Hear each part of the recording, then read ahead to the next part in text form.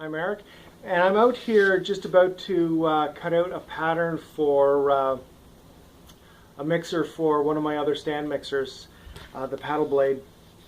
And these can cost a pretty penny for the old model that I have.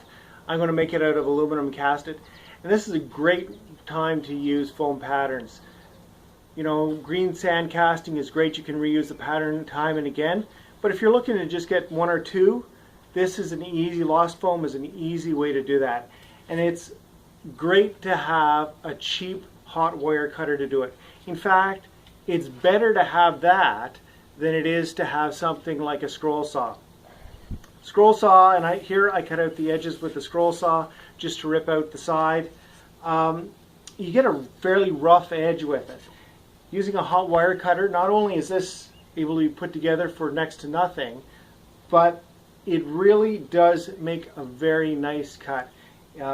Because it melts it, it produces a fantastic surface finish on your cut edges. Really simple to make, and I'll show you how I put this one together. What we've got here is a standard household rheostat that we've wired up to take an extension cord into a junction box, and then that's run into a standard outlet. And this allows us to alter the amount of current that's going through the device. We've got that plugged in, and it goes into just a standard incandescent light, use incandescent ones, and then into a step-down transformer. This steps down to about 12 volts from 120. Just picked out of a piece of scrap electronics, and from there into a couple alligator clips. Yeah. Now, to run it, what you're going to do is turn up your rheostat, and you have to load the rheostat to about halfway.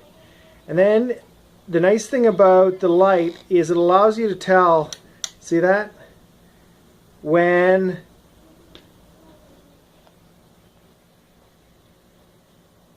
you're just low on the power level. And you're going to hear your transformer humming along. And that's usually where I find it's the best current achieved.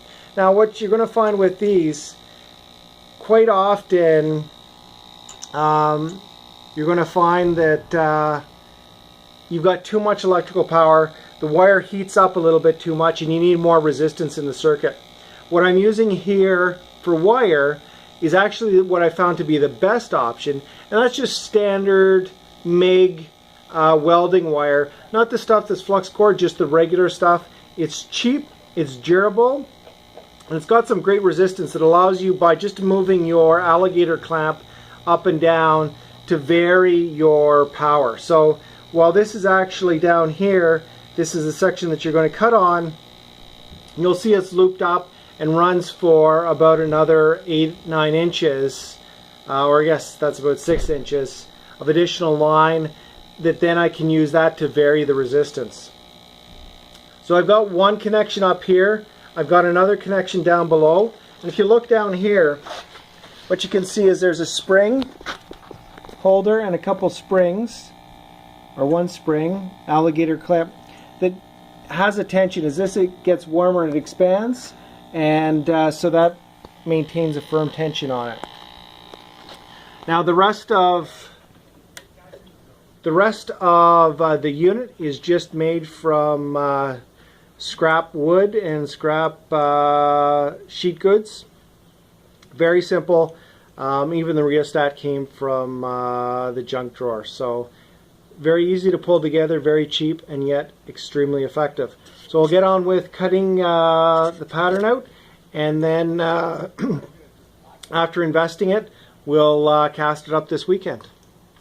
So for more on this project and other cool things to empower your independence, go to EnduringTechnologyPress.com. Thanks.